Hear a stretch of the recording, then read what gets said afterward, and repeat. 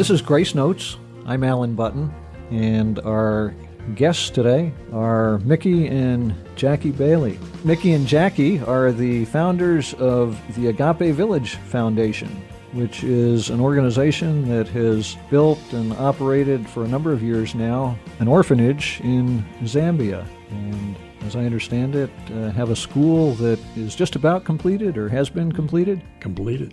Mickey and Jackie, welcome. Thank you. Thank you. If we could, let's start by having you tell us just a little bit about where you come from, how you got to where you are. Give us the thumbnail sketch. Jackie and I grew up here and have lived here most of our life, except for a 10-year stint where we lived in Alexandria, Virginia. But yeah, we met in the 7th grade, and we've been together ever since. Jackie, you want to add anything to that? Well, there were some times in there we weren't very much together early on. We were good friends all through school, and it was not until we were separated and went our separate ways for college that it became important. You saw the light. That's right. I think I saw the light for sure. Bright light. Mickey, you were telling me that what you're doing now you view as sort of a second career. Your first career was in business, in the car business? I was a car dealer for a lot of years, probably for about 40 years. I was involved in the automobile business, and I found it very exciting and interesting business. But I didn't really retire from it. I just kind of changed occupations about 10 or 12 years ago. So 10 or 12 years ago, what did you two get into? When Mickey was segueing out of business, he first started doing some work with the Red Cross, and then Mickey developed a disaster response team from our church in 2005 after Hurricane Katrina. Then eventually that led us to a mission trip to Africa with another group of medical people here in our area, and we went to Zambia, and we've been going there ever since. We'll come back to that in just a minute. In terms of your work after Hurricane Katrina, you made a number of trips to Mississippi? Yes, we did. You know, they were devastated by Hurricane Katrina. We felt the need to help, so our church, we organized our mission team, and we went down there probably 25 times and helped rebuild houses that were flooded. And we did that for several years because it went on. It's probably, the truth be told, it's probably houses even there now that need help. It's such a major disaster. You almost have to be there to understand how big it really was. But we had a great time doing that, and we did that for a lot of years. Jackie, you learned how to hang sheetrock? Oh, absolutely. Our church had a dynamite ladies sheetrock hanging team, but we had to convince the men that we could do something other than insulation. And we got pretty, I think we, would you admit? I would admit they did a super job. They got pretty good at it. They got real good at it. It made us look at our work kind of hard. Those guys were going, we better sharpen up our deals here. Well, what happened on that first trip to Zambia? Well, the first trip we went to Zambia was a real eye-opener. It's a very poor country, and people die from over there from the most mundane diseases. The average income is $200 a year. It's just a tough place. And we spent about 2 weeks there. It was interesting, and we thought that we're glad we did it, but we didn't have any real pull to go back. We felt sorry for the people there and what was going on, but we had no desire to go back. But it didn't take very long to find out that my plan and God's plan were two different plans. And 6 months later, we returned. That actually reminds me of one of the songs that you've identified as meaningful to you. Do Something by Matthew West. Yes. Tell us about that. Well, the song says, in essence, if you're identifying things that are wrong, you know, we would be saying to God, why don't you just do something, take care of this? And he said to us, just like he did to the young lady apparently that Matthew West was talking about in the song, well, I did do something. I created you. So why don't you get out there and do something about this that I've put in front of you? We looked at the problem and we felt in our heart, why would God let this happen? Why can't you do something about it? And really, he said, I am. I'm going to do something about it. I got you, and I want you to do something about it. And it opened the door for us to go back. And we did go back on sheer faith to see what God really wanted us to do because we didn't know at the time. You know, in our churches, we talk about being the hands and feet of Jesus, and that is really what we are, and we are given the opportunity. We were definitely given an opportunity to do that in Zambia, in Chitambo Village, and we've been blessed because we did answer the call. Let's hear the song, Do Something by Matthew West.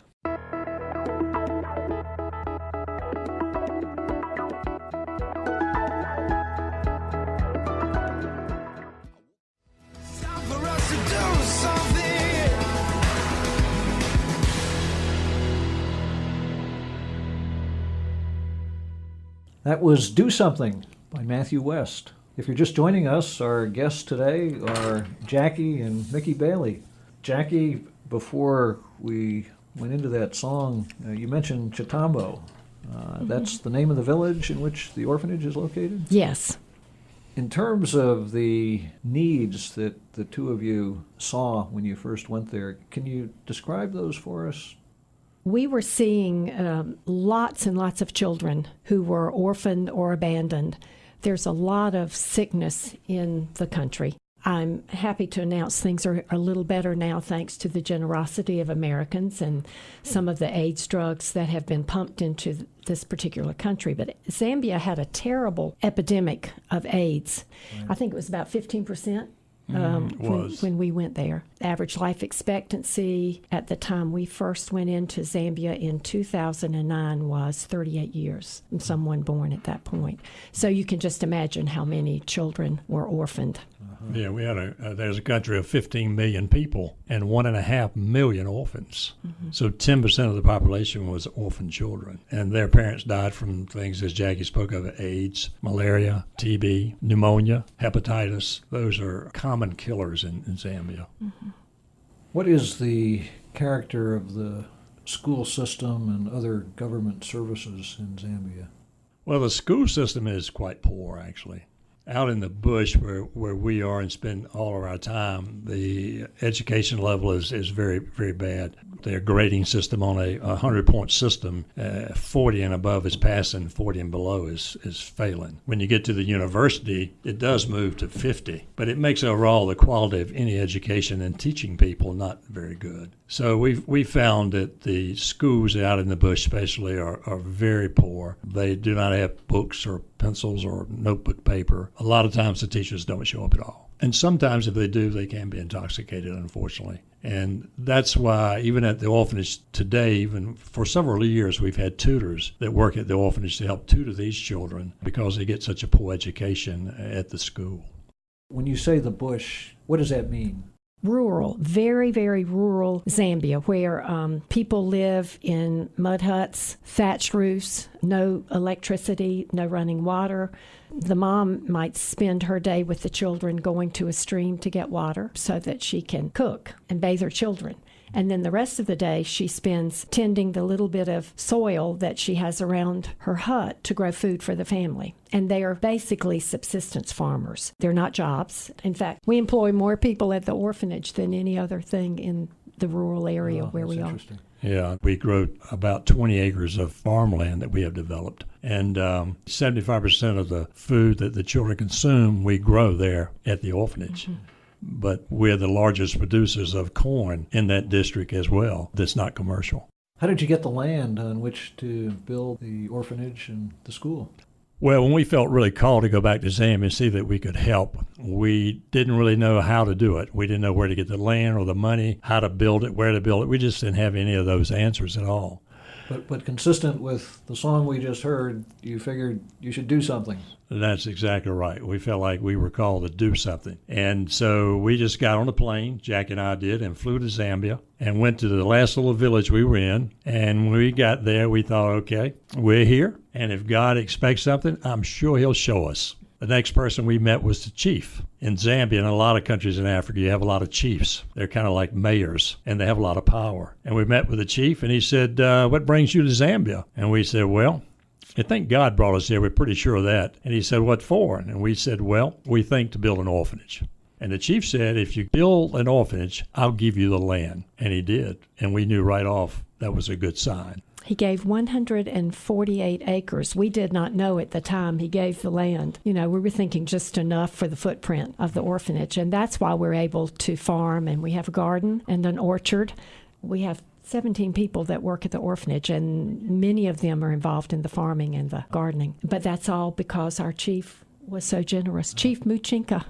Shout out. Good. Yeah, Good. Shout out for the chief.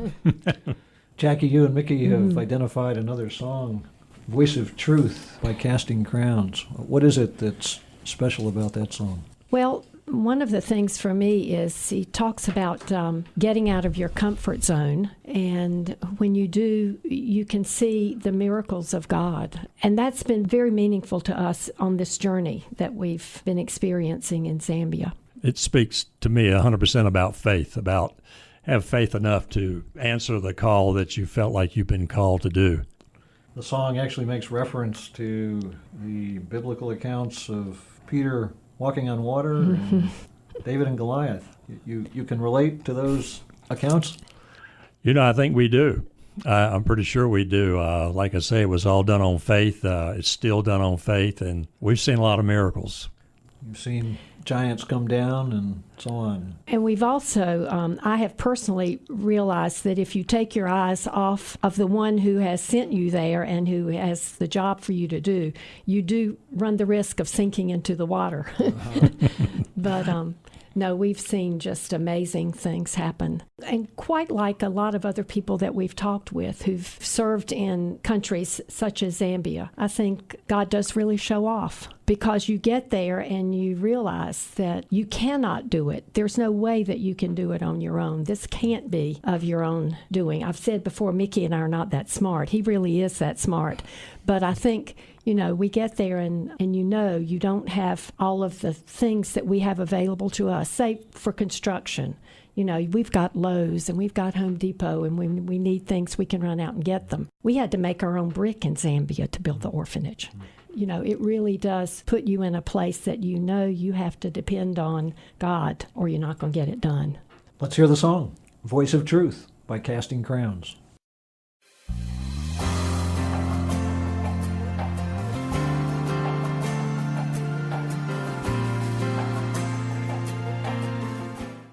Believe the voice of truth.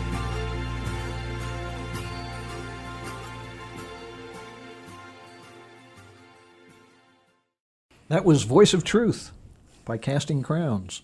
If you're just joining us, our guests today are Jackie and Mickey Bailey, founders of the Agape Village Foundation. Mickey, you were telling me something about the brick making that has taken place there on the foundation's property. Tell me more about that. First thing I did when we got there, I looked for Lowe's and Home Depot, but they don't exist, as you can imagine, in the bush. And to build an orphanage, we needed brick. So it didn't take me long to learn that the locals could actually make the brick. So we did that out of mud.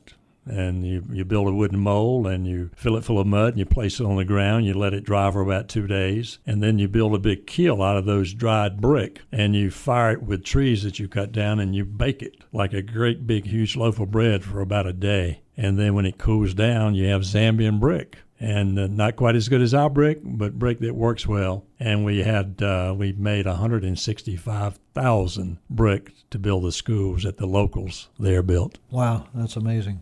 How does it work employing the locals? I mean, what kind of reaction do you get in suggesting that and developing those relationships? We found that the locals there who do not have a lot of work, really have no work at all, they just do a little farming for themselves. And we found they were very eager to work. And a lot of them actually can lay brick, because that's kind of the way they build a lot of their huts, is out of these mud bricks. So actually communication is by word of mouth. And it's like when we made the brick, we had 80 people that were making the brick. It was like from 8 different churches, sent 10 people each. And it was made about a quarter of a mile from where we built the orphanage. And they went out and cleared the land, and they started making the brick. And it was interesting to go down there. It was almost like a scene out of a movie, because every group would sing as they worked. So you had about 8 different groups or 10 different groups that would sing as they made the brick. And it was fascinating just to be there. It gives me chills to even talk about it now.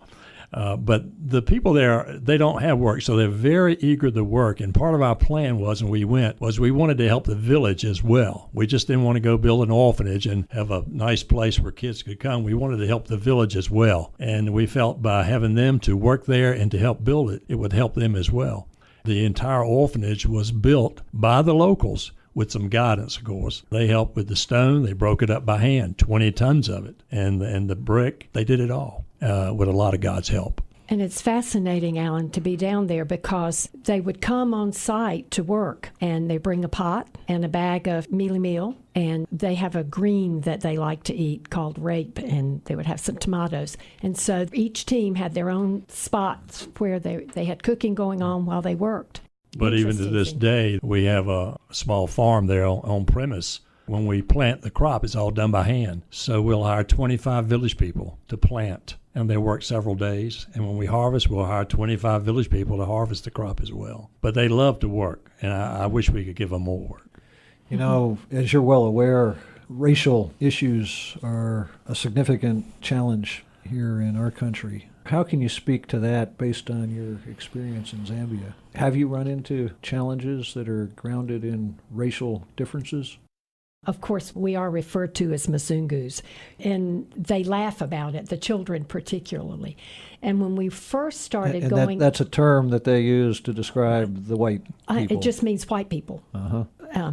And when we first started going down into the village, many of these children had never seen a white person, and they would run from us. You know, I've had children on their mom's back wrapped up, and the head would come up, and they would see me and scream, and the head would go back down like a turtle, you know, into the pouch.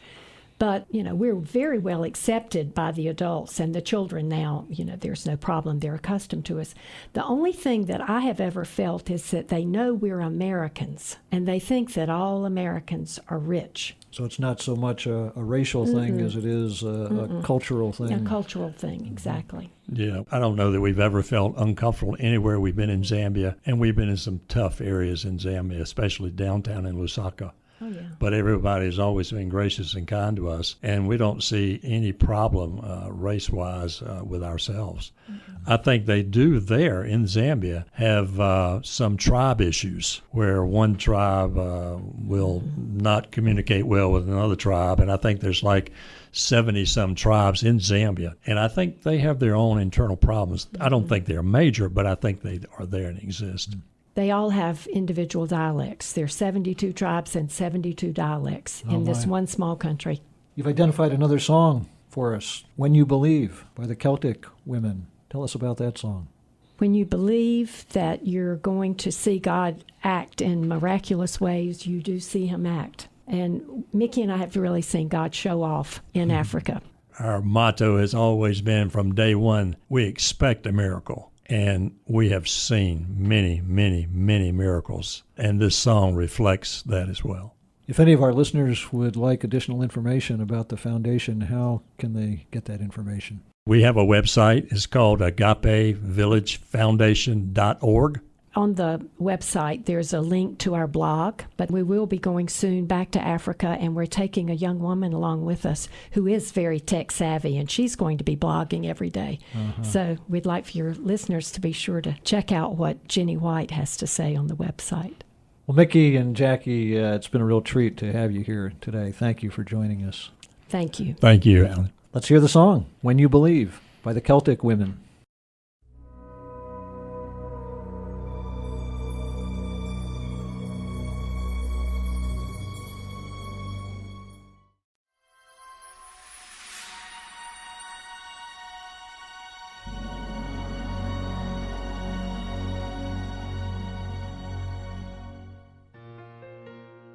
You've been listening to Grace Notes, a special program here on Life 103.1 featuring people who may be relatively unknown, but who meet life's challenges in ways that brighten the lives of those around them. Our producer is Christina Dolan. I'm Alan Button, and we invite you to join all of us here at the station again next Friday at 5:30 for Grace Notes on Life 103.1.